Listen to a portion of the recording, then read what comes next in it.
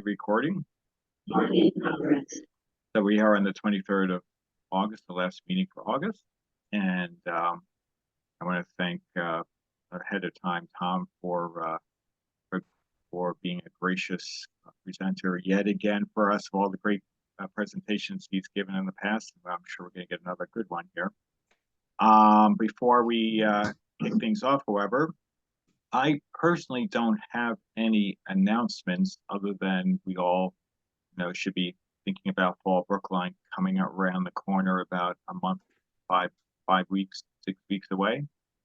So mark your calendar and get yourself ready, get your tables, or get your items ready for sale, or just make sure you fill your bank account with lots of money to spend on all the vendors. But at any rate, let me first hand up to Bob in case Bob has anything he wants to say before I check in with the rest of you on anything else like announcements and so forth. Yeah, well, I just was going to comment on John's comment about fall coming quickly and tell you it's not that quick, but Brookline is coming up. So, and the tables have started to sell. I get the spreadsheets on the table. So please plan to attend. We'll look forward to seeing you there. Thank you. Thank you, Bob. Does anyone have any announcements that they want to share? Any events that we should be aware of that maybe it's not already on our website, or just have anything they want to show, any recent purchases or anything along those lines? Feel free to speak up. Well, K-Town is less than a month away. September 15th, 16th. Yeah. I'll be vending. Bobby will be vending. John Cummer will be vending. I don't know. Anybody else will be vending? And hopefully, is it John Hagman who takes all the photos? Hopefully he'll be continuing to do that because it always makes for a great presentation. And a great calendar too. Yep. Yeah. So we're counting on looking at Bob's video and John's photos because we'll certainly have a Kutztown report probably for the last Zoom meeting in September. Then October could be sort of talking about what how Fall Brookline went. So yeah, that's true. That always precedes our Fall Brookline. So we look forward to hearing. We hope for good weather and hope for a lot of success as vendors and buyers. And one of these days, I'll get myself out there and actually go. But anything else? I could show a video of that app I mentioned about the record, the RPM thing. Sure. If you have I just looked them up. There's a few of them out there. So it'd be good to know of one that really works good. Okay, what it is, I on my phone, there's an app you could do to measure the speed of a turntable. And I saw it on YouTube somewhere, and anyway, I made a video of it. So let me find it here. Let me make sure I'm set up right first before we do this. All right, I'm gonna hit screen share and hopefully this will work. Okay. All right. Can someone see this already? Yes. Yep. All right, I'm gonna try this and hopefully this will work. All right, this is a turntable. Well, obviously a turntable. It's a Thorens, and it has, well, because it has that spindle in the middle, I'm gonna have to put my cell phone on it, and that's the app. And now it'll tell me to turn the turntable on. I hit start. I'll turn the turntable on, and this is because of the gyroscope in the cell phone. It's going to measure the speed. I have it on 33 at the moment, and I think it flashes red when it's finished reading it there. Yeah. And it tells you how far off it is. I think it says plus 0.54 or -9 or something, but it's kind of a cool little app. Yeah, that's neat. What is the app, John? Post it. Chat. I'll put it in the chat room. Yeah. You could. Now I also did it for 45 RPM. This is a Thorens turntable that only has 33 and 45. Okay. If you put on 78s, it would fly off. Yeah, basically. But I mean, I think it's just so. I mean, I love this nerdy geek thing, and this is a belt-driven turntable. Someone gave me this the other day, and so I'm gonna have to change the belt on here and see what else is doing with it. But yeah, see that Close enough, huh? yeah, I mean, anyway, it's kind of a nerdy thing, but I thought it was cool, and anyway, it's just oh, there we go. We're Well, they back. 1L6 tubes you had on? Oh, how did you know they were? I saw them in. Yeah, no, anyway, but I'll post the name of this app. It's called like RPM something, but I'll post it in the chat Yeah, room. please do. That's neat. Yeah. Yeah. Okay. That's all I got. I saw an earlier one, years ago, but it wasn't as good as that. Yeah. I mean, I don't think the one with the thing you place on the record and you watch it go around, Yeah. whatever you call that. The strobe disc. Yeah. Yeah. Yeah, those were close, but no cigar. No, Yeah. my Thorns turntable has that built in. There's a little like neon light underneath it with a little Yeah. strobe built in that pitch Yeah. control. Well, I have one of those also. Unfortunately, I have a Tesla solar system, and it's not exactly 60 hertz. In fact, that's how they control it. They let the frequency go way up, and then it sort of takes the solar panels offline. So, Wow. well, I noticed it in clocks. Digital clocks just were not holding good time, and so I took one apart and I tried to figure it out, and I just looked into Tesla. That's how they do it. So, like if you have a clock which is counting your cycles, well, as soon as your solar panels go offline, it's going to get a whole bunch of more counts for a little while. So it doesn't really hold 60 hertz. I didn't realize that, but it's true. At least as far as I can tell. Interesting. Well, was there anybody else had anything to offer before we hand off to Tom? Right, it looks like a resounding no. Well then, John? yeah. Hey, Jim. Sorry, just like to make a comment. This weekend is a ham fair in Marlboro. The ARRL have outdone themselves. It's $30 to have a table, okay, to sell. Well, they feed you too, don't they? Huh? They feed you too, don't they, for $30? No, that's just the tickets for the I'm sorry, I'm being back facetious. end and for going in the main exhibit. No. Oh, no, the dinner's like $102. So I wrote I'm not going. I've been a member of ARRL for 45 years. In fact, I have a pin to prove it.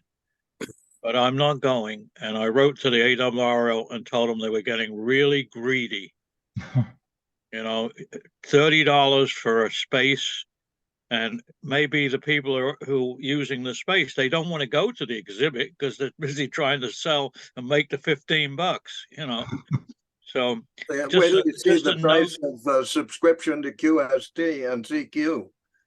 Yeah, the really announced rate for 2024 is $89 for right. membership at Yeah, I know. ARRL. Yeah. Wow. Yeah, I'm we got unfortunately already signed up for them, but that's like daylight robbery. It's just a note for us for Brookline or any other fair that we have. Keep the prices reasonable. Yeah, okay. Then that's why no, I think it's a good point, Adrian. That's why I think there was a lot of effort in finding for our winter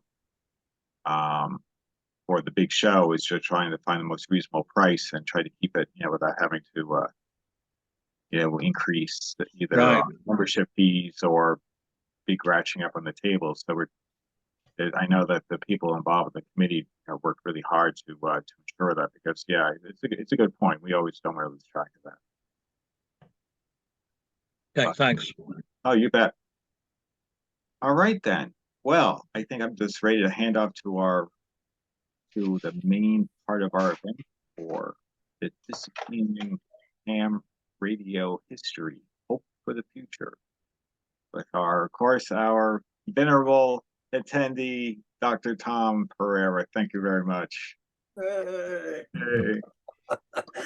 Okay, thank you all. And may I ask you all to mute, please, so that unwanted sounds don't creep in. I would like to really analyze this recording, so I'd appreciate it. And I also would appreciate your comments at the end of this. I'm doing some weird stuff in this talk, like showing a children's book. And if you think that that just doesn't work, let me know about it. I really need to know. But I hope you'll enjoy it. And it's going to be about an hour, but I would appreciate it also if somebody would time it from the first word on to the end. And that will let me know whether I have to cut out slides or not. I believe I've really got a wonderful position that 2 o'clock in this particular room, nobody's coming after me. So I could go on for 5 hours. And as you know, any ham could go on for 5 hours talking about this stuff. So anyway, let me get started. And then I look forward to your comments at the end of things. And I'll start out by sharing screen. And the question is, are you seeing this okay?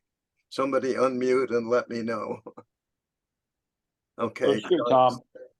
I see it, Tom. Okay, so let me start and tell you, my name is Tom Perera, and I grew up in New York City, got my ham license 70 years ago, and I'm going to sort of take you through those times and bring you up to date and tell you a little bit about what we did in the past and what we're looking forward to in the future. So title of the talk is Disappearing Ham Radio History, Hope for the Future. First half will be on the history and the second half will be on things that are moving us toward the future. We start out with a radio book for children. And the reason I do this is that this book exactly follows my life in ham radio. I don't know how it happened, but the grandfather of this gal who wrote the book, Lynn Barash, went through these things, and it's amazing how it coincides with my experiences. So just get us in the mood for very early ham radio stuff. We start out with this little kid living in New York City, and you can see the buildings in the back. And I actually lived in one of those apartment buildings because right across the street was a statue of Samuel Morse right in the park. So it really parallels my life. And just to prove it, here's the picture of Samuel Morse that I saw when I walked out into the park, or the statue of Samuel Morse. Well, that's a good start. Here's this little kid, and he's listening to radios. I started out listening to my grandmother's radio, and I was so young at that point, about 5, I guess, that I thought there was someone inside the radio. And I used to talk to that radio all the time, and it would talk to me. And the one thing I couldn't understand was how this little guy who lived in the radio could go to the bathroom. And you know, little kids think about those things, and I still don't know how it worked, but very, very puzzling. Anyway, listened to radio a lot, became really interested in how radio worked. And so I decided I'd get a ham radio license. When you get a ham radio license in those days, you had to learn the Morse code. And that was a real struggle. I had to learn each character, and I'd struggle away. And when I'd walk on the street with my dog, I would practice talking to the dog in Morse code. Ride on a bus, I'd talk in Morse code. Even when I went to school, I would think in Morse code. And so it was part of me, and it worked pretty well. I got down so I could pass the test that you see in the upper left-hand corner. You had to go down to big federal building with a big scary guy giving you this test. And I passed, and I got my certificate as a ham radio operator. And then the fun began. You can see me and my father going down into the subway here to go down to Radio Row. And once you got to Radio Row, it was pig heaven for a ham. It was just so wonderful. Everything was there that you could ever imagine. And you could pick at these things and work your way around the different stores and get absolutely everything you need. So here's a picture of some of the things on offer in the stores. And I brought all this stuff home with my father. My mother was not too happy about this stuff, but my father and I studied some of the circuits, and we started building a transmitter that you see in the lower right here. And the big problem is putting up antennas. New York City is not very antenna friendly. You can't just hook it to a tree somewhere. So I made friends with the superintendent in the building across the street, and he let me go up on the roof there and drop a wire off. And I had already made friends with my superintendent. So we dropped those 2 wires off, and you can see my father here hooking the 2 wires together at night. You have to do these things at night. Never put up an antenna during the day in New York City, get into all kinds of trouble. And hook those 2 things together and then pull the wire across. And pretty soon I had this nice long wire antenna going from one building to the other. And that was the beginning of a wonderful time on ham radio, gradually learning how to work DX and working stations, first in the United States and then into Europe. And then the biggie, made all the way to the Australian continent. And that was a very exciting day. And of course, part of being a ham in those days was you participated in emergency communications. When there was a big flood, there'd be hams in the flood area communicating, the telephones would all be out and everything, and you would act to relay that information to the Coast Guard, and they could come in and rescue people. It was a very exciting time for everybody, and this kid was doing all that. And here's a picture of the kid, and he's being photographed by a newsman after he has communicated during a flood. That never happened to me, but it looks like he was very happy about it. And here's the actual kid that the book was written about. And this is a picture of the kid on the right. And you can see infant radio operator. I bet he didn't like that too much. Works foreign stations nightly. But that was the kind of thing that I experienced. And for me, it was a little different because I had Radio Row near me, and I really spent a lot of time down there. Radio Row in those days was absolutely heaven. I'll show you a couple of pictures of what you could do in Radio Row. You can see used automobile batteries on the right and new ones that you could buy really, really cheaply for your radios. And there are these beautiful radios piled up, and all the radio shops would put these radios out on the street. And if it rained, they'd all run out and bring them back into the shop until it stopped raining. It was an amazing scene. Of course, there were part stores and places you could take your radio to be rewired. If you had a battery set, make it into an AC main set.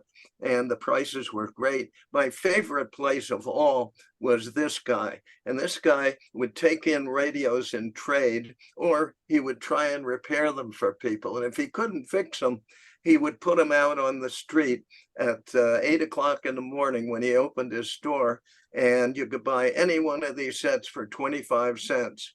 And at the end of the day, I got him to give me anything that people hadn't taken. So I'd go there about 4 o'clock, just before 4 o'clock, and I'd say, can I have this one and this one and this one? I'd take these things home on the subway and take them apart. And my God, I built up this incredible junk box of stuff.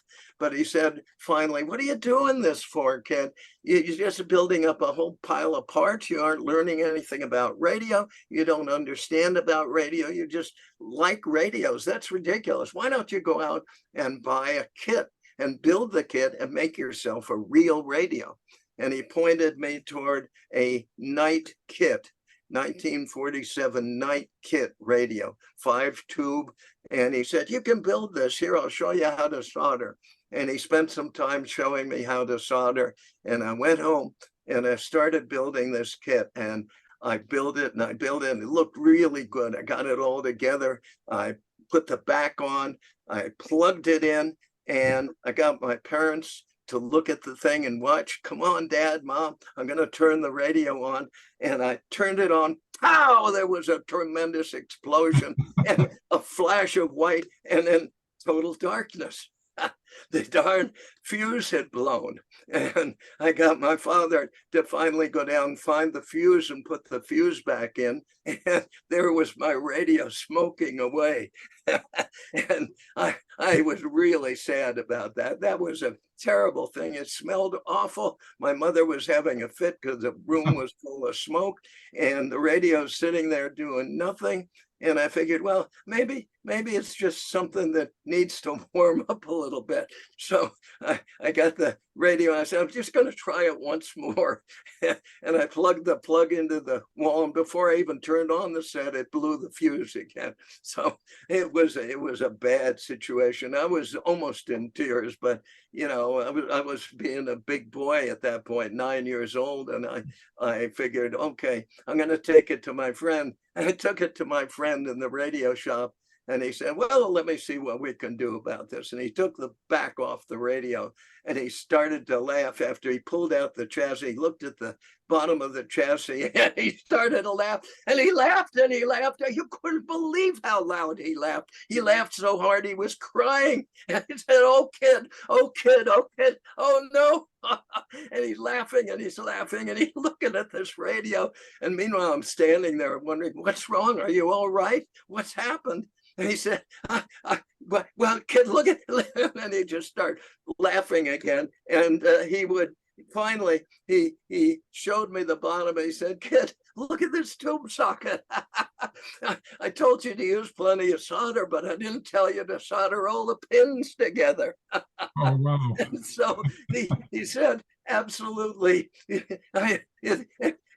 couldn't stop laughing. It was just absolutely amazing. He laughed and laughed and laughed. And finally, he sort of slowed down a little bit. And I said, well, could you possibly help me fix it?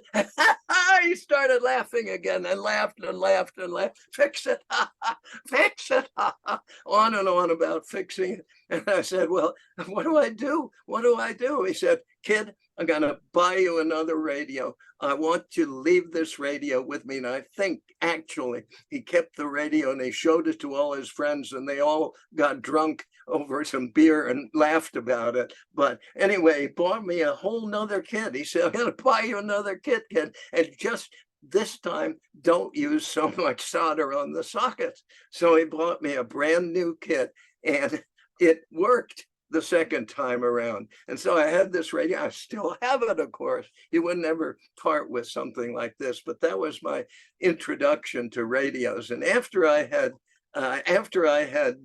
had this experience, this trauma of building a radio, I then went on to Radio Row, and I started looking into ham gear because I had my license at this point, and I wanted to buy myself some ham gear. And Radio Row was really neat, full of ham gear. In a lot of stores, sometimes there'd be sales, and people would line up outside these sales. Arrow Electronics was one of the biggies down there. You could go into the Arrow window and just look at all the wonderful things in the window. They had ham gear on the right and test gear, all kinds of things. You go into the store, they had a big ICO display up on the wall, lots and lots of equipment. If you went up those stairs on the left, you got into the ham radio area, and they had all these wonderful ham radio rigs. But Arrow was nothing compared to Harrison Radio. Harrison Radio had hundreds of used ham radios on the wall all over the place, and it was just absolute heaven. So I got my license and I went to my father and I said, Daddy, I want to buy a radio receiver. And he said, sure, kid, go ahead. I said, Daddy, I want a Collins radio receiver. And he said, sure, kid, go ahead. I didn't realize he had a lot of money at that point, but I was very lucky. So I went down to Harrison. I bought this radio and I started working with that and enjoying it. And I used it to listen to various stations. I was going to copy code and eventually put my station on the air. And the problem was that there was this incredibly loud broadcast station in New York City called WABC. And it was transmitting so loudly that I couldn't hear anything on the Collins. It just kept blanking out everything I was trying to listen to. All I could hear was the WABC splatter coming into my Collins. It was absolutely awful.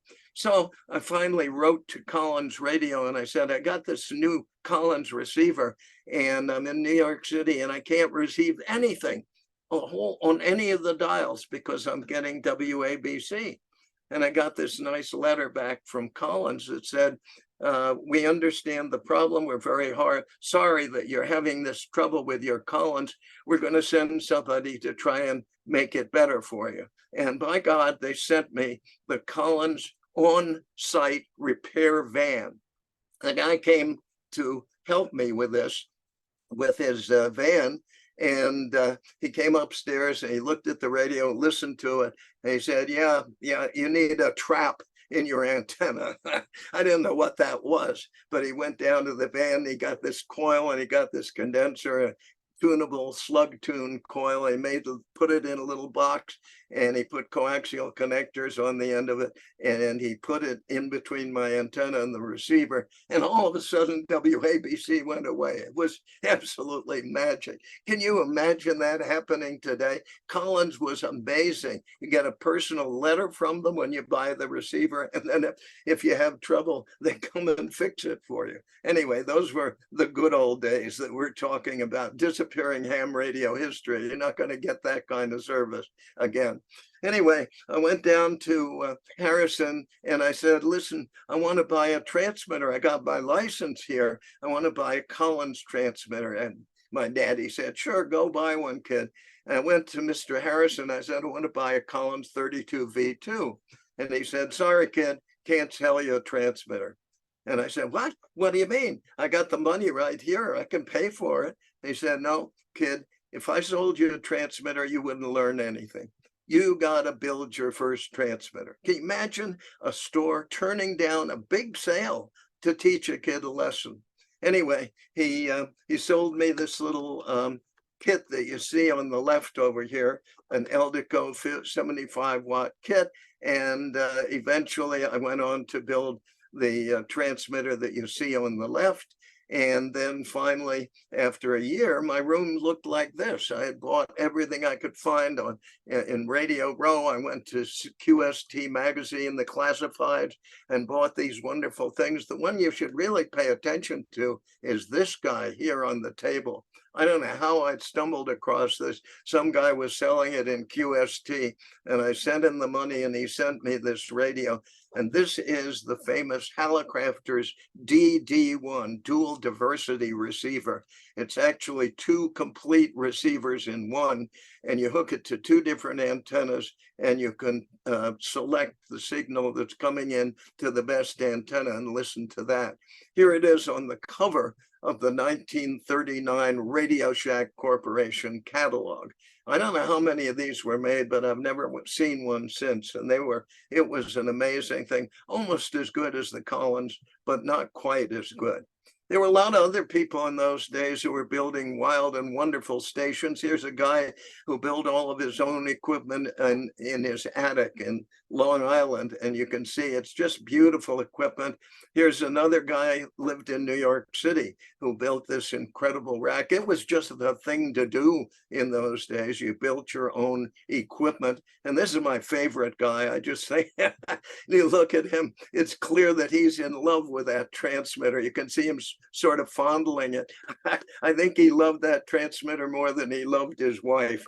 You can almost see it in his expression, but I just love that picture. But it exemplifies the bond between people and their radio equipment that was so common in those days. We all felt that our radio equipment was sort of part of us, especially if we built it. And it was a wonderful feeling. Anyway, some people actually went even further and had radio stuff tattooed on their arms. Here are two guys who loved the Morse code and had their arms tattooed with telegraph keys. And these were the days of ham ingenuity. When I was able to do it, I bought a big farm in Vermont and didn't have anybody around to help me put up antennas. So I used my old backhoe extender-hoe to help me put up towers. And ham ingenuity meant you did what you wanted to do with whatever happened to be around. And it generally worked pretty well. At about this time, they built the World Trade Center, and it was completely displaced all of Radio Row, with the exception of just one store. And then, of course, the World Trade Center came down and destroyed most of Radio Row. So those days were gone, and many of the shops that were on Radio Row disappeared, either because the World Trade Center displaced them, or because they were destroyed during the collapse of the World Trade Center. So the exits show catalogs that were no longer in place, like G&G, Military Electronics, and Radio Row. A couple of people survived that, the Heath Company that you see in the middle, and wonderful Fair Radio Sales out in Lima, Ohio, that always had excellent surplus equipment, and they're just barely closing their doors at this point. Let's look at Heathkit. We've all seen or played with or built Heathkits, and Heathkits are just the absolute foundation of many of our work. And look at the Heathkit history a little bit. This is from heathkit-museum.com. Ed Heath founded Heath Airplane Company in 1900, and he built airplanes in kit form. And unfortunately, in 1931, Ed was killed during his test flight in one of his airplanes. So that was sort of the beginning and end of Heath Airplane Company. In 1935, his engineer named Howard Anthony bought the Heath Company at auction and made aircraft parts and aircraft radios during World War II. After World War II, however, Anthony bought a huge load of war surplus parts, electronic parts, and he decided to use his stash of electronic parts to build the very first kit form, the first kit, and sell it as a kit. And it was the 01 oscilloscope. And this is an 01 oscilloscope, the very first kit that Heathkit made. And it was very popular and really got the company off to an excellent start. The company, looking at some pictures, old pictures of the company, this is the order department. You can see people taking orders and preparing them for shipment. This is the shipping department, boxing up the Heathkits and preparing them to be shipped out. And the customer service department, these guys had a tough job. They had to talk to customers on the telephone all day and help them with their Heathkits. And the people who had the worst time were in the service department. And some of the stories of the people in the service department are absolutely amazing. They got radios like the one I had built when I was 6 years old. And they were, Heathkit said, just send us your kit and we'll make it work again. Can you imagine someone trying to make my little night kit radio work again? Anyway, these guys had a heck of a job doing this. And this is just a picture of the test bench that they used. The last Heathkit was a parking assistant. They were getting out of kits. And somewhat similar story with Radio Shack. The first Radio Shack in Boston looked like this. And very, very gradually, Radio Shack became ubiquitous in every town practically in the country. And then all of a sudden it just disappeared. So disappearing ham radio history. And along with the disappearing history, we have hams who are no longer with us. This is Doug Senegar, a famous telegraph key collector, and hams who built museums and then passed away. And with these museums needing to be disposed of, very often hams would leave this museum all set up and their wife or their family would have no clue what to do with it. And John Dilks is one of our major historians. He wrote a column for QST magazine for many years. He drove around in a van with ham gear, and it's showing it off to people. So he was a real ambassador of ham radio, and delightful person, and he still is going strong, I'm happy to say. Here's Bob Merriam at age 93, operating his spark transmitter as a demonstration in the Rhode Island Museum of Wireless and Steam. And here's me at 73, looking at this huge box of stuff that I have collected over all these years and saying, what am I going to do with 400 wafer switches, with 20,000 6-20 screws, 6-32 screws? So I realized, my wife said, listen, you die and leave me with all this stuff, I'll never speak to you again. And I listened to that, and I decided I better do something about it. So I went to Nearfest, this wonderful, huge ham fest that we have in New Hampshire. You can see the lineup of all the cars here, and I put all my stuff that I could fit into my trailer on my tables here with a $1 sign. So everything on the table was $1. And lo and behold, by the end of the day, look at that, empty table. So that's one way of getting rid of stuff. And I was so successful with that I took my old backhoe and I raised the bucket up to the second floor of one of the barns, where I had filled the whole barn with radio tubes, and I put all the radio tubes into the bucket of the backhoe, and then I took them all to the Saratoga Ham Fest in New York. And again, I put the $1 sign up, and again, I was delighted to have them disappear. So this is one way of dealing with it, but there are better ways. And finally, I just got absolutely over my head, and I decided I was going to bury everything. And I couldn't keep taking it to the ham fest, so I put it in the bucket of my backhoe, and I started digging a huge hole. I've got 50 acres up on a mountain in Vermont. Nobody's going to know. I dug a big, huge hole and dumped it all into the hole. And I couldn't do that with my Heathkits. I had to make a little cemetery for my Heathkits. And so I buried them in a garden. I'm kidding about all this. You know as well as I do that no ham would really bury a Collins receiver or a Heathkit. So just throwing that in for a little humor. In actuality, we're lucky to have an estate liquidator among us.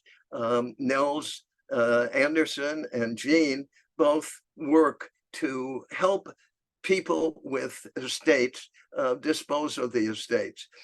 In the background, you can see an estate where the fellow died. He's a Vermonter, and he just left everything the way you see it there.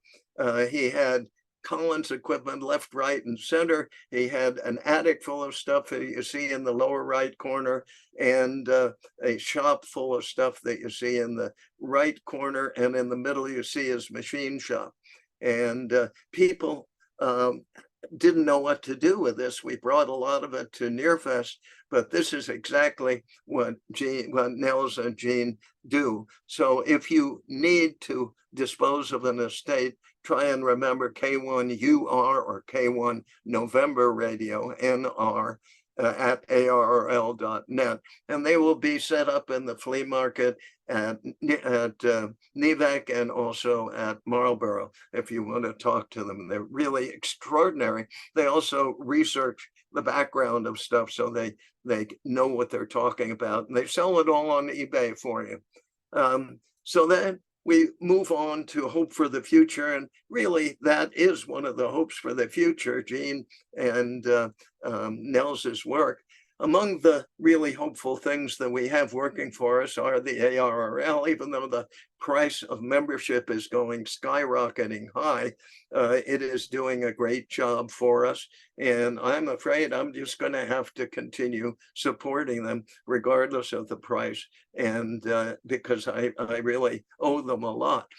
For many, many years, they refused to put any antique radio stuff in QST. Then John Dilks came along and ran the antique radio column for many years.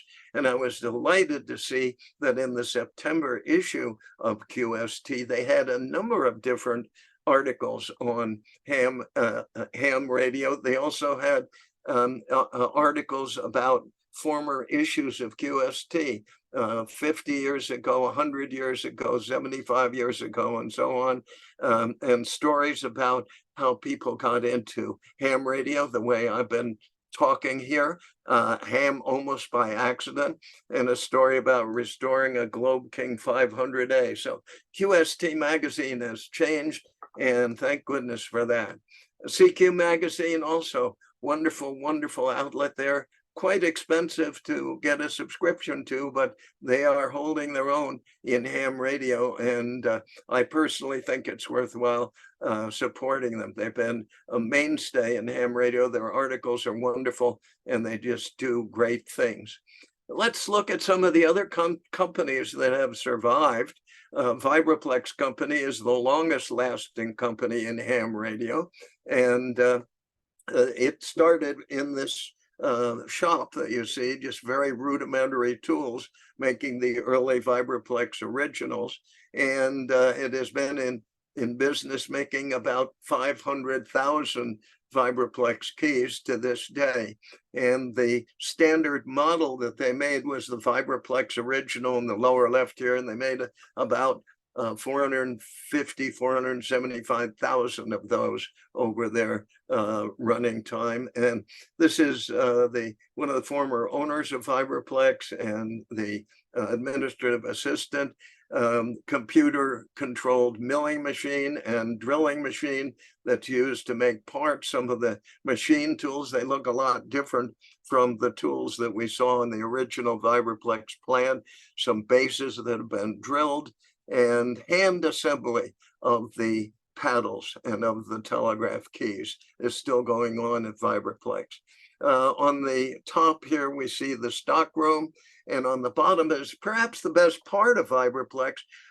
This person is cataloging and analyzing and looking carefully at telegraph keys that have been sent to Vibraplex, because Vibraplex says, if you send us your old Vibraplex key, we'll fix it for you. And she's looking to see if it can be fixed and analyzing it. And they have some parts, and they do a great job of repairing the Vibraplex. And that's pretty amazing to have a company after all these years that's still making and repairing the earliest of their products. I don't know whether they're still going back into the very earliest Vibraplexes or not, but I give them a lot of credit. A contender that's coming up is Big Alley Keys, and this is Piero Big Alley and his wife. Wonderful person living in Italy. He's designed some extraordinarily good telegraph keys, bugs, and is really sweeping the market with some wonderful stuff. So there is hope in the region of telegraph keys for people who are interested in antique radio. We have the Antique Wireless Association Museum and the Antique Wireless Association. The Antique Wireless Association has a wonderful newsletter and an extraordinary review that comes out every year. And the museum is a delightful way to go back in time, but it also has just started building a state-of-the-art ham shack that will have everything from the very first transmitters to go on ham radio to the most recent ones that you can go and operate. So that's a wonderful step forward. And there are some interesting people that bring radios to World War II reenactments and show them in operation. This is a British tank radio on display in operating condition. Very good friend of mine who builds replicas of Civil War telegraph sets and sets up a complete Civil War telegraph tent at Civil War reenactment. So people are being exposed to that. And of course, there is the New England Vintage Electronics Club, which stands out as for its ability to bring people together who have a common interest in electronics to allow them to swap not only equipment, but information. And it's a great club. There's also the LICW Club, Long Island CW Club, with 3,600 members. And they run hundreds of Zoom classes each week and actually do on-air training and operating in the Zoom classes, helping guys that have gotten their licenses and want to get on CW. Rat Pack, terrible name, I think, but it's a great organization.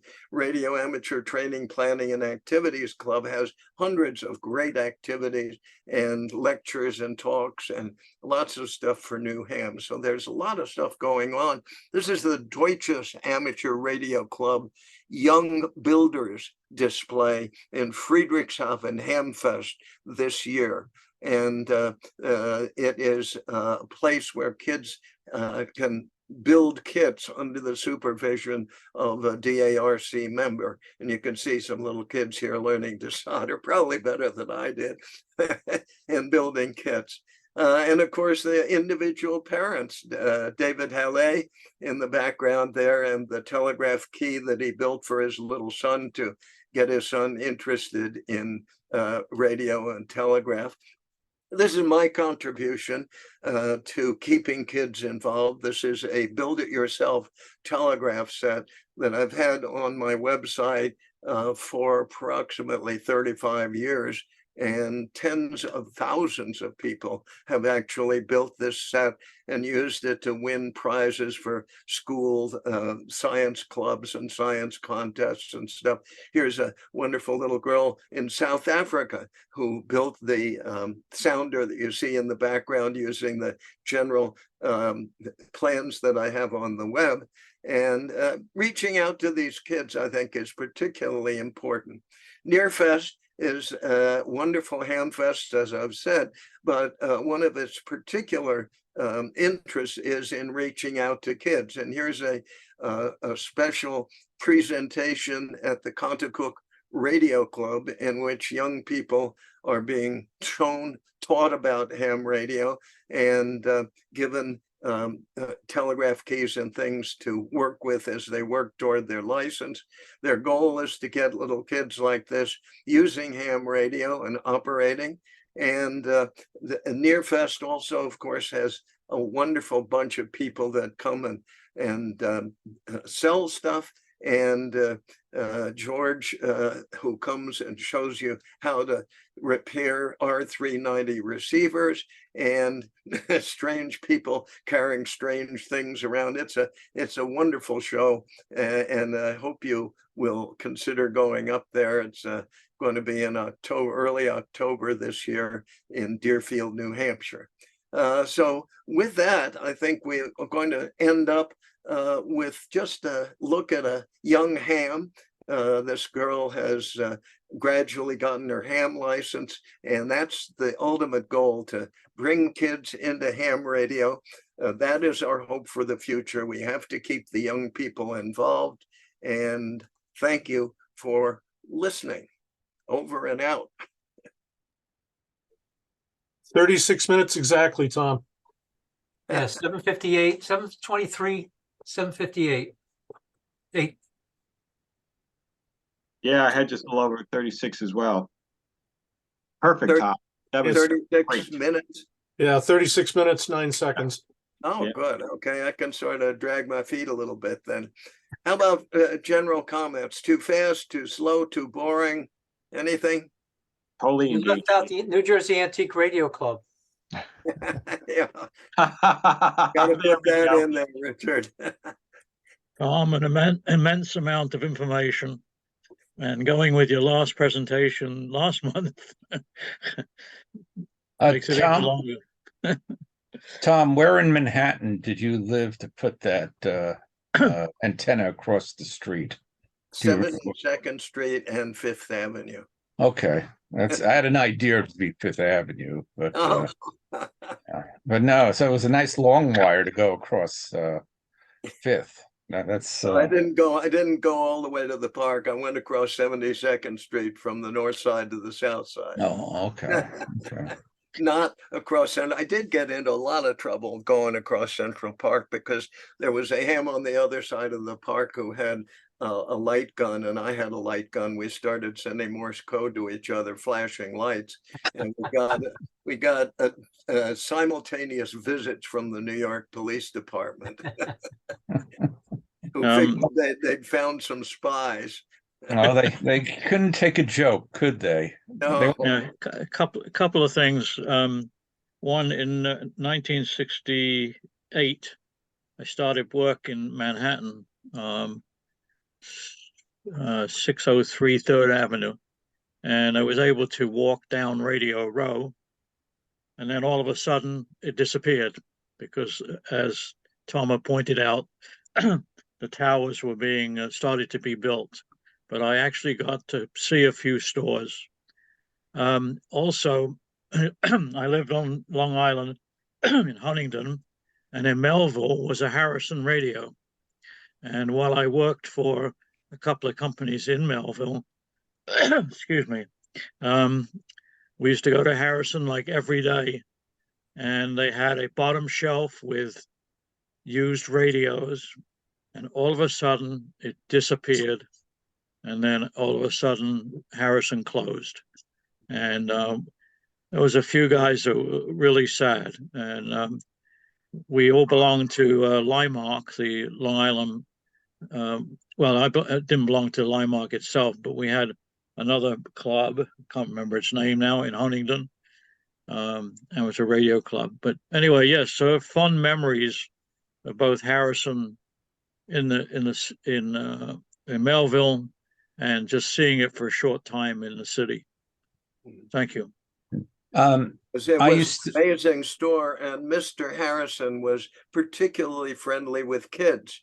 And I was a kid at that point, so I could go to him and say, you know, that radio down there, it's used. There's some scratches on it. Couldn't you come down a little bit? And he always gave me a really nice break on those things. But I think I was his best customer, so he didn't dare turn me off.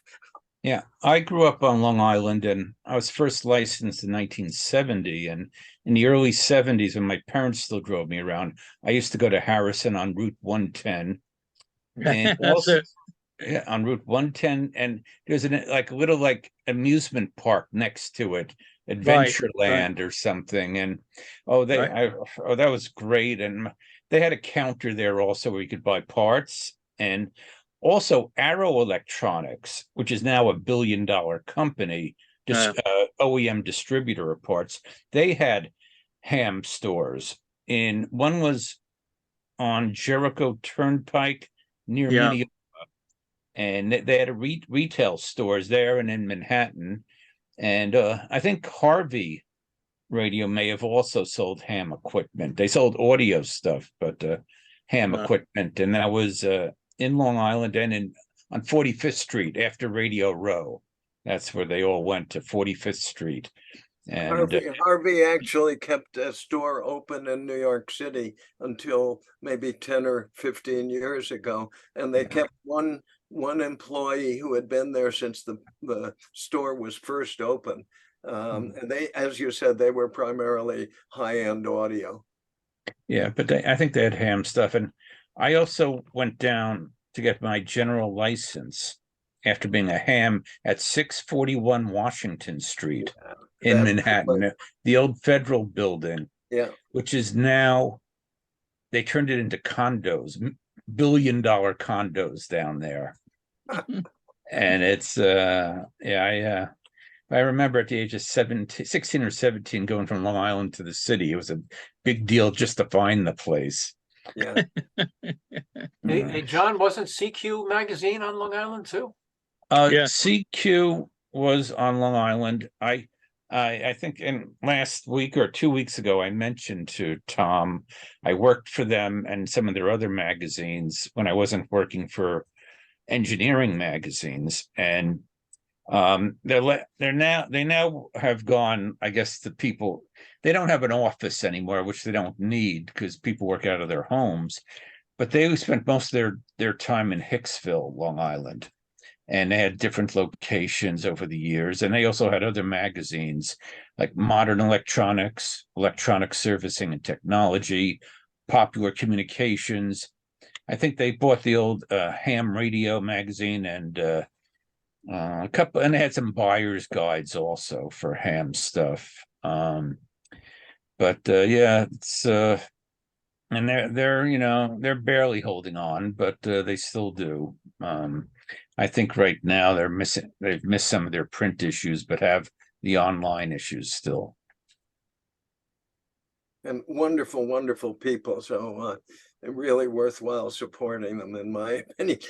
It's very funny because CQ Magazine, I paid for an ad, the cheapest ad about 30 years ago in CQ Magazine.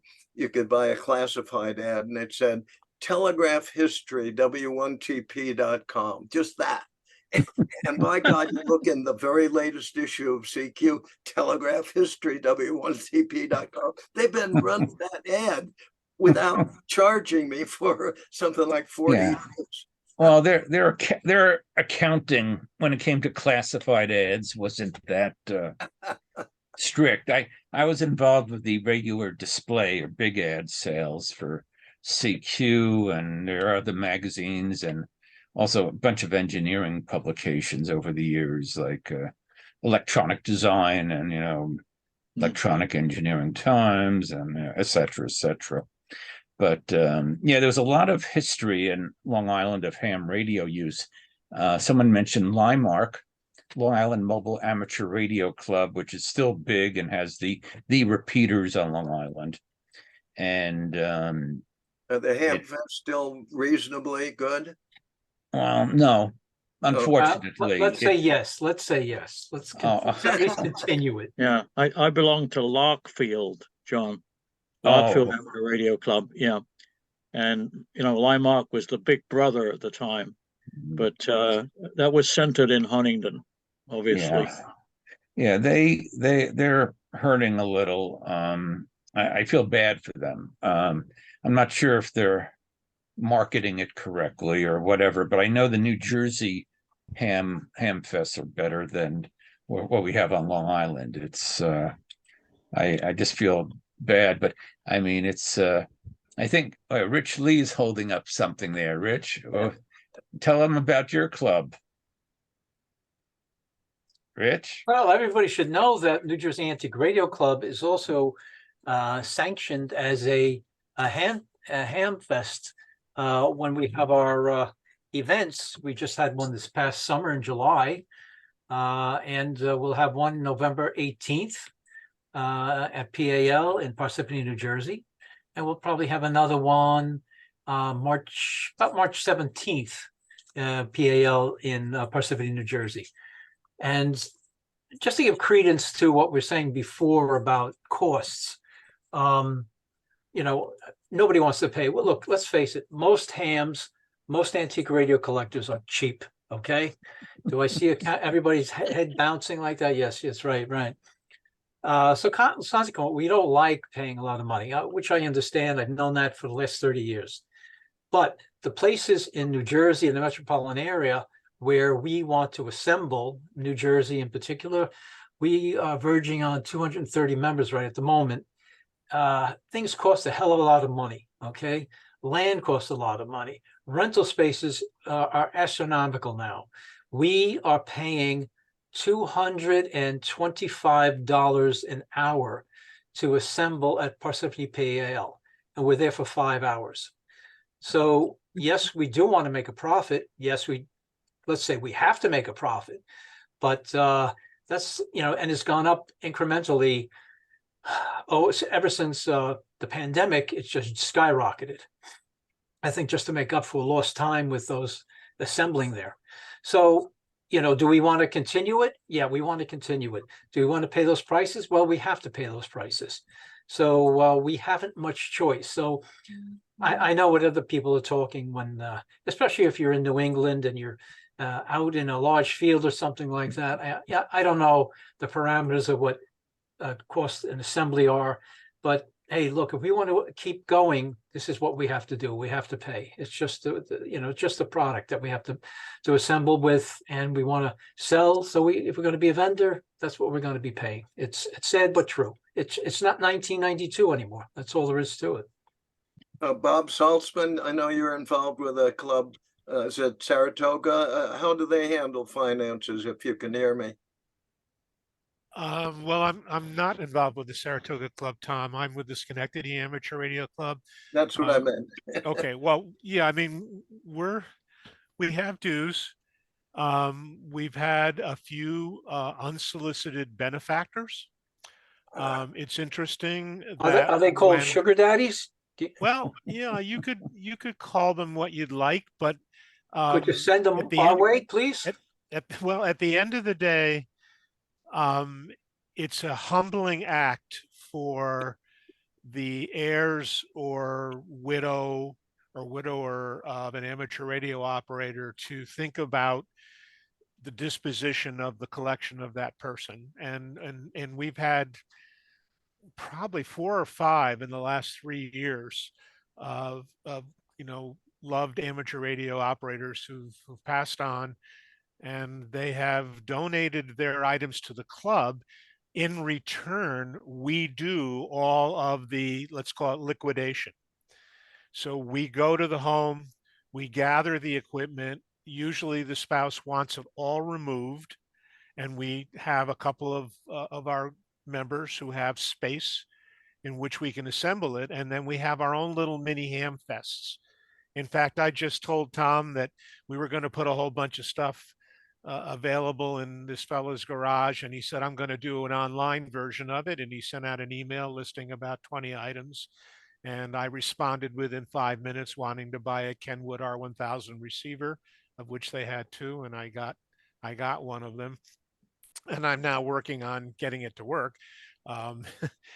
Storing little tiny lamps from 1979 is panel lamps is a little difficult. So we've had that. We had some capital expenses, like we have an emergency communications trailer that has all of our antennas, and we use it primarily at field day. But if we were ever needed, it finally, after 30 years, collapsed.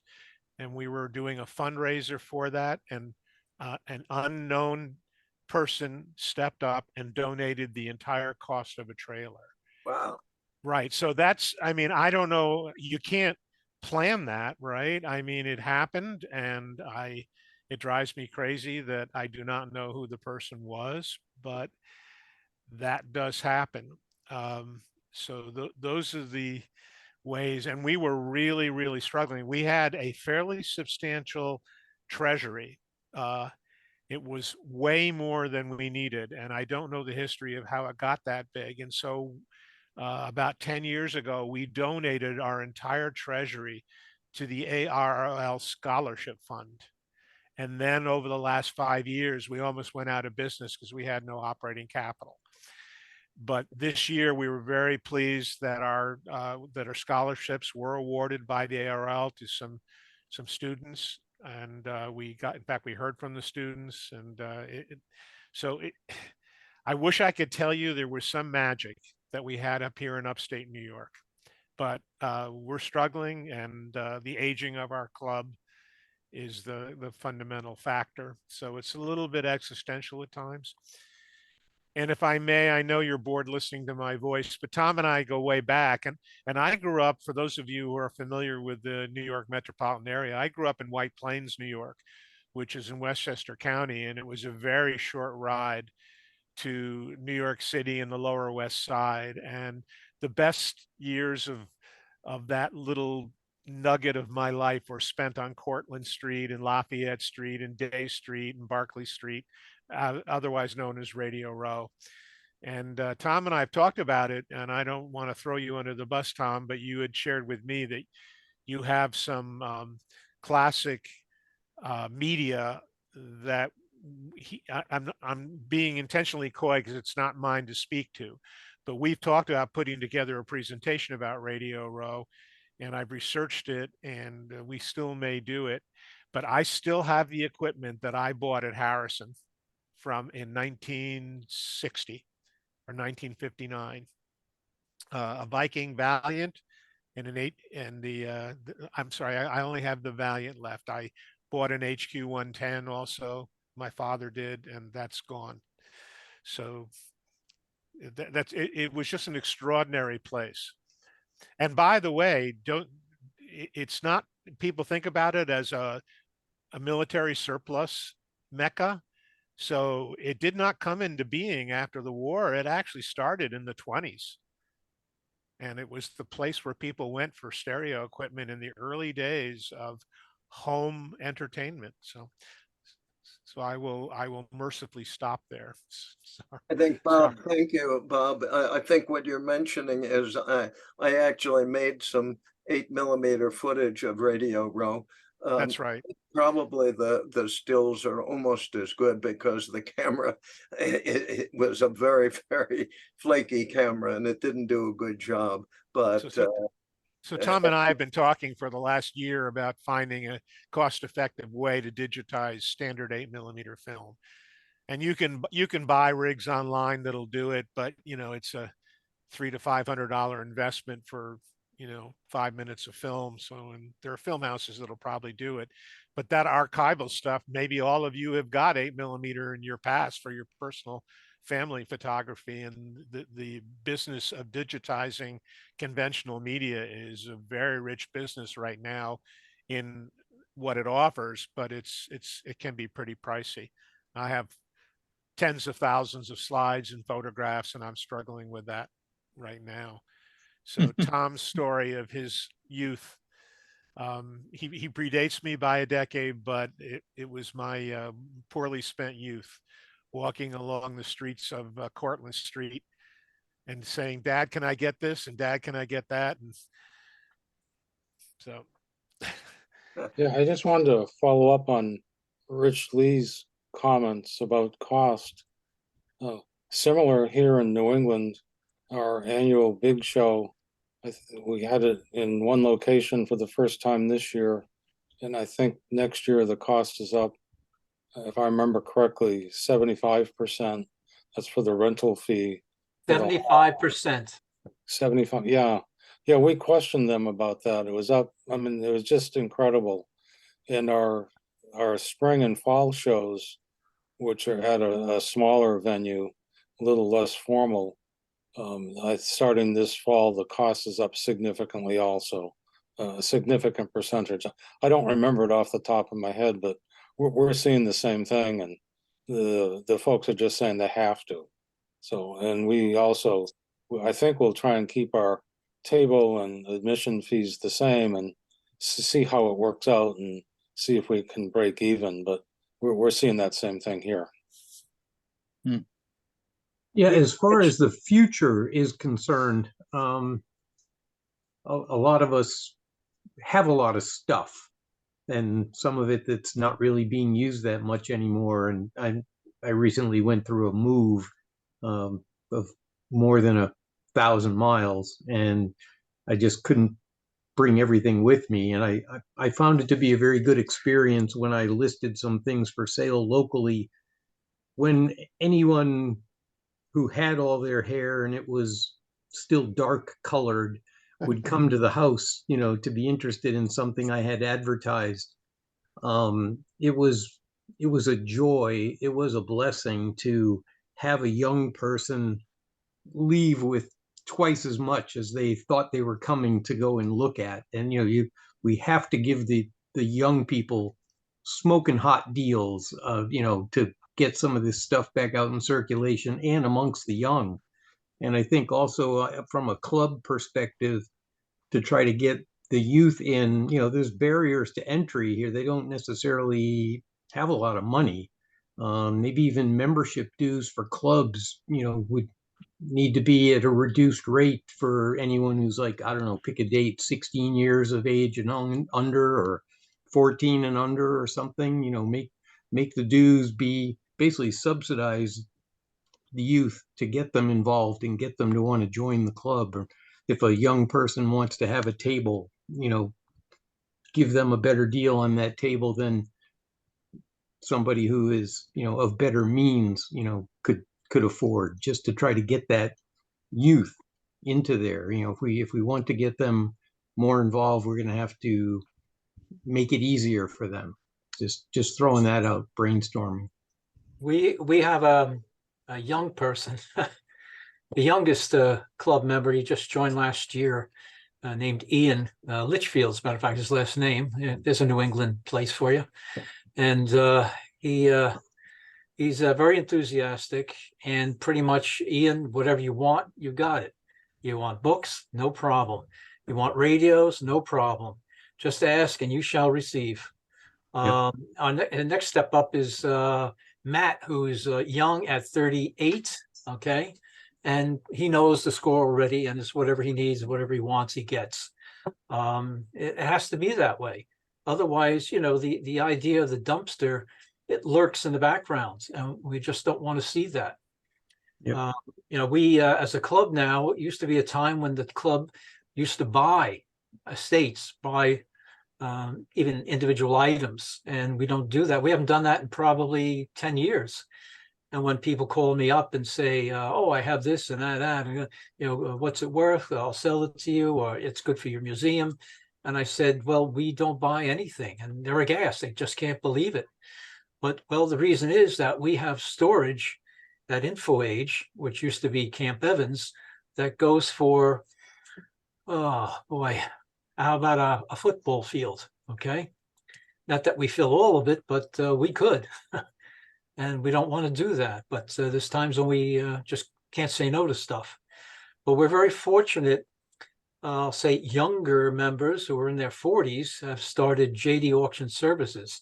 You're talking about Nels Anderson and Gene with Handfest Estate Liquidators. Well, we have JD Auction Services, and thank goodness for them. They hold, probably now, they're getting even more rapid with their estate sales, and with antique radio and ham and audio sales and auctions, probably 4 times a year. And they will be at Kutztown. They will be controlling that auction now from now on, which happens on Friday nights of the event. And they're doing very well. It's actually their business. They're actually making money doing it. Thank goodness for them. And it's really exciting. You can go to our website, www.ngrc.org, and you'll see one of their last auctions. And you go to Bob Bennett's Radio Wild, and you'll see the last auction that was held with some rather special microphones that went for $37K, which is, that brightens up everybody. Everybody wakes up when they hear that, which is pretty exciting to be at that auction. So, things are happening, and stuff's not hitting the dumpster. And obviously it's younger people buying the stuff, and even older people buying their stuff. And sometimes they're buying back their own stuff, but that's just the way it is. Sometimes it's just a chase, so long as you enjoy the chase instead of just owning it. But also about Bob Saltzman was talking about, we are, I'll say, not hurting in our treasury. So I established last year our own scholarship fund for high school seniors entering into a STEM program of study at a university. And we gave away our first STEM scholarship to a young lady on her way to Cornell. And that was really exciting. Turned out to be a local high school, 2.5 miles away from our RTM museum, Wall Township, New Jersey. And I was the presenter, and that was a lot of fun. That was great. And I intend to do it every year. That's great, Richard. We just modified our rules to be a little bit more flexible. We did ask that the applicants be within 100 miles of Schenectady, just to make it some relationship with our local Tri-City area. We did encourage STEM, but it's no longer required as a course of study, but getting an amateur radio license is. So those were the 3 criteria that we used. And it did not necessarily, it didn't have to be a particular year. So it worked out real well. I would just my criteria, Bob, was that they visit our Radio Technology Museum. They write an essay on how past technology present technology and will affect future technology in the STEM that they will be studying. And and of course, I would be reading, not that I would be censoring anything that they were writing or jurying any of it. I left that up to their professor, and he picked the winner. And this young lady turned out to be top of the class, top of everything. Unbelievable young woman. I met her, and I took photos with her, and it was a real pleasure. Will you But be doing this on a yearly basis? yes, we will. Yep. It'll be That's at the award ceremony in May, usually when they give out the awards in early May of any high school. Any of you who travel, out of New England to the esteemed New York State, you might be familiar with the Saratoga County Amateur Radio Association's HamFest, which is held every September. And this year it'll be on the 9th of September at the Saratoga County Fairgrounds in Ballston Spa, New York. In fact, that's where I met Tom probably 40 years ago.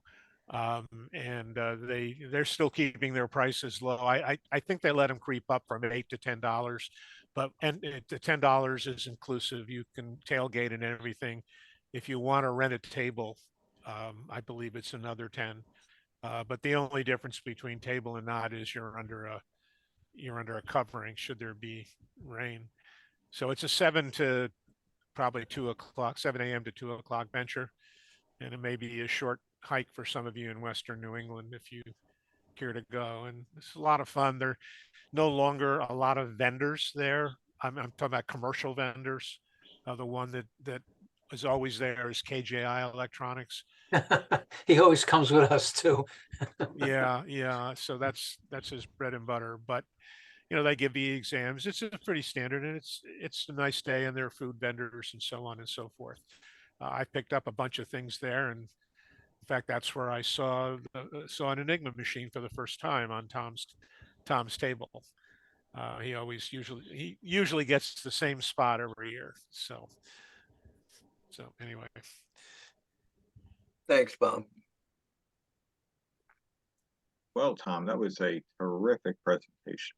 Thank you. I need a few criticisms or comments. First of all, was the children's book okay? Did that play well? Yeah, that was great. Tom, did you really wear knickers when you were a kid? Probably. I don't know if I can remember back that far. No, it looks like the illustrations, the kid was wearing knickers. Those graphics look very good. I wonder who did them. Was that you? No, it was a book. It's published. I found a couple of copies of it. I can look at the book and find out who did it if it's of interest to you. No, it fit the whole presentation. It was very good. Oh, good. Okay, I was hoping it wouldn't be. Oh God, what is he dumping on us here? No, quite engaging. Quite the opposite. No, because I think a lot of us experienced a lot of what you said, about your first rig, some mistakes, your first thing you've worked on that blew up on you. I've had things that had flames on stuff, and I remember once when I think it was my first Heath kit, I turned to my younger sister, who was probably 10 years old at the time, and I said to her, Jill, do you mind? I'm gonna stand over here. Can you turn that thing on that says on off? Because I was afraid to do it. Use the younger sister as a dummy load, right? Can you basically, I want her to do the smoke test.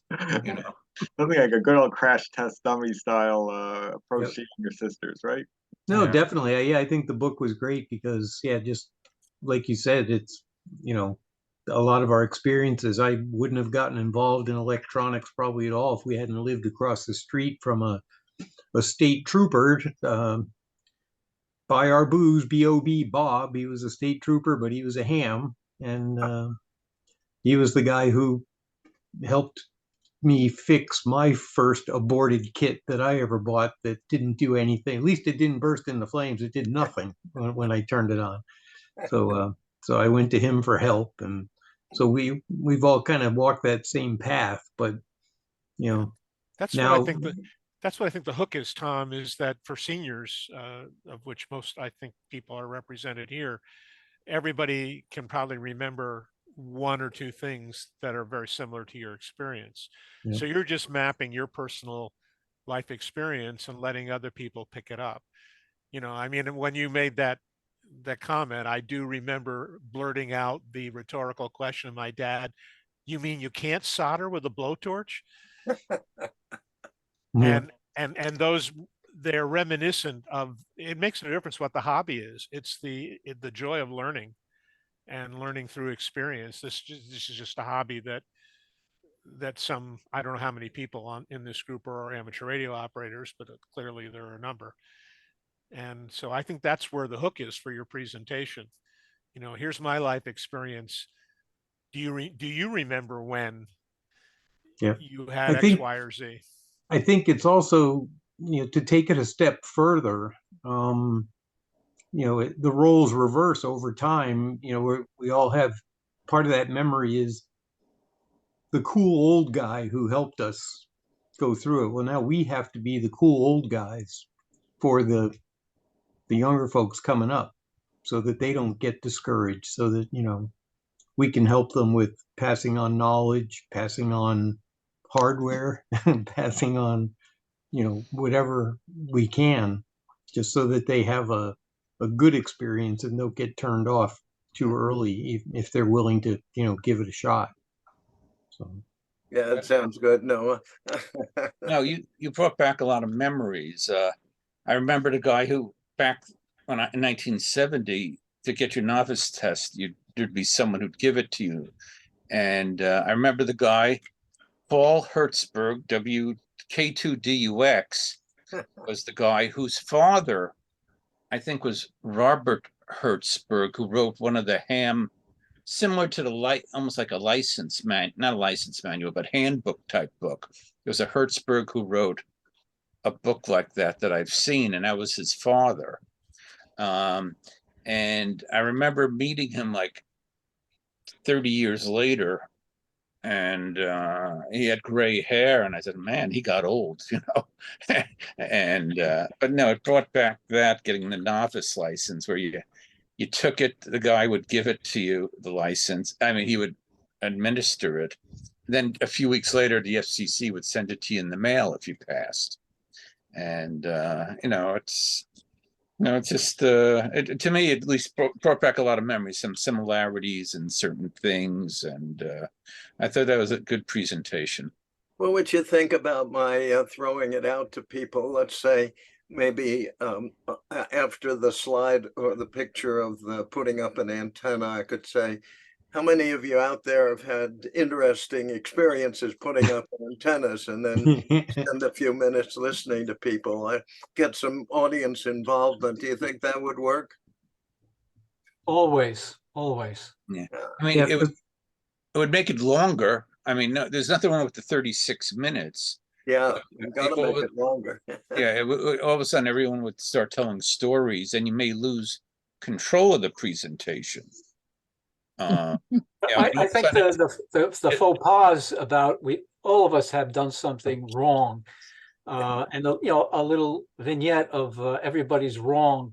Like mine, the wonderful sound of whistling just before the bang when you reverse the polarity on electrolytic capacitors that you just installed. That's and the mess of the confetti. That's always a lot of fun. Yeah, or something like that. What was the highest voltage shock you ever got? And like I remember touching the anode clip in a final cage of a transmitter, and with my finger, and it went from the anode clip to ground, and I still have a little scar on my finger from it, and that was like 40, 50 years ago, maybe. Yeah, and I have an RF burn for my kilowatt transmitter that went right through my hand, just one side to the other. One thought might be, Tom, if you're going to, I think the idea of engaging people and, hey, what was your experience is a good one. But to the other comment, I didn't see who made the comment. I might leave that to the end. So if you went, let's say 35, 40 minutes, and then your next planned segue would be, okay, anybody want to share a story about, and then pick Hey, pick the Q&A, 2, 3, 4 Q&A. topics, putting up an antenna. Did anybody ever go to, Radio Row? There are probably 3, 4, 5 areas that have the likelihood of at least 1 or 2 people How many wanting of to you have share that fallen out of a experience. tree? Not recently. Thanks, I Bob. remember I agree that maybe it will be better at the end. Yeah. Yeah, Well, I don't remember who it was that spoke earlier, but I took my novice test in 1960 at the FCC building in New York City. I thought it was on BC Street, but I don't remember. VC but was Washington later. Street. does that sound right? VC was after Washington Street. That was the Washington, last okay. place. But I Mm. just remember it being in this really intimidating building, and you had to go. I went into a room that looked like the classic lawyer's office from a 1940s film noir. Mm. It was the dark walnut wood with the frosted glass panels, and there was nothing in the room other than a little desk and a chair and a telegraph key. And then on the other side of the glass was the examiner, and you had to send material. There was nobody in the room with you, but they were listening. So I don't know why I remember that from And in 70 years ago. Yeah, I remember 1970. the bus ride. A number of us I grew up in Southern Connecticut, so it was the early 70s, 72, 73, the bus ride down to New York City to take the exams. I was fortunate that there was a cool old guy. He's not that old. He was maybe 10, 12 years older, but he was involved in the starting the college FM radio station WPKN in Bridgeport, Connecticut. He worked for GE and a number of other aerospace defense contractors. Northrop, I think he worked for a while, but he helped us get the first non-commercial FM high school radio station started in Monroe, Connecticut, WMNR 88.1 on your FM dial using 330 watts of circular polarization. We just had our 50th anniversary, and I remember too much like it was yesterday, the bus ride, because if you wanted to be an on-air, the disc jockey, so to speak, you had to get the FCC elements 1, 2, and 9. And so we had a bus ride that we took down to take our test down New York City. That was a first-class commercial license. What a bear that was. Oh, Yeah. I was associated with WRUC in Schenectady, which started in 1920 wow. and actually beat KDK on the air by about 30 days. And I remember having to go through that same kind of thing. So there's a lot of crossover between the hobby amateur radio and commercial radio, entertainment. There are probably a half dozen rich areas of post-presentation conversation in there for you, Tom, that you could seed it by bringing up the topic. And if nobody says anything, you just move on to the next topic. And if you have 6 or 8 of them, probably 2 or 3 will evoke the kind of conversation that we're experiencing here. And I, for one, am really enjoying hearing all of you speak to it. I don't know any of you, but boy, this is a lot of fun.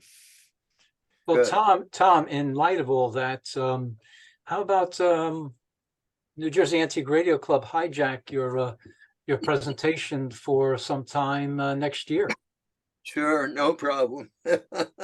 We'll figure out the nuts and bolts of it. We could be in Princeton or Wall Township, whatever works. I mean, you don't have to be personally there. We'll just do we'll do a Zoom through. Yeah. I used to live in that area, but it's a long haul from here now. Well, that if you there's an airport in Princeton University, if you'd like to fly in. I sold my airplane 20 years ago. No. My wife said, if you can't remember where the keys to your airplane are, I'm not flying with you anymore. Smart lady. We'll Zoom you in then. Were you there the time I sold telegraph keys on the wings of my airplane? I think it was at Sussex Airport or one of them. Up there, yeah. That was unfortunately that was a bit of a washout this year. Yeah. Well, guys, sound like this is a great meeting. want to really thank everybody, Tom in particular, for a great presentation. Of course, all the chatter was really interesting and really enjoyable. I want to thank everybody, and I guess we'll be seeing you guys in a couple of weeks. So, meanwhile, hope you guys have a good Labor Day weekend. We'll be kicking off our meeting, I guess, right after Labor Day. And meanwhile, enjoy the nice weather we've been having, because this nice weather like this is fleeting. It's actually raining up here. Looking How's that good for for difference? Marlboro. Yeah, that's right. All right, guys. Well, thanks. I'm gonna kill the recording. Oh, Thomas, like I said, I'm not gonna post this until after Saturday. That's fine. Thanks, There, John. there- I know you stopped recording, John, but I just was looking into the chat, and Joe from Michigan had made a comment about the timing of the Heath Company Aeronautical Company Yeah. and the Wright brothers. My recollection is your slide was accurate. I thought that was in the 20s, but I think that maybe the slide was misread, that it said that Heath started in 1900. Is that a possible typo on your slide? I don't remember it. It certainly might be. It's from a book, The History of Heath, and I have it right here, so I'll look at that. Thank you for picking that up. Boy, that's a biggie. And I remember it being 1924 on your slide or something like that. So I just That'd be wanted to great if say, it was actually before the Wright brothers. yeah, okay. Well, I just wanted to share that on behalf of Joe, who wrote that into the chat window. Yeah, no, that's a good point there, Bob.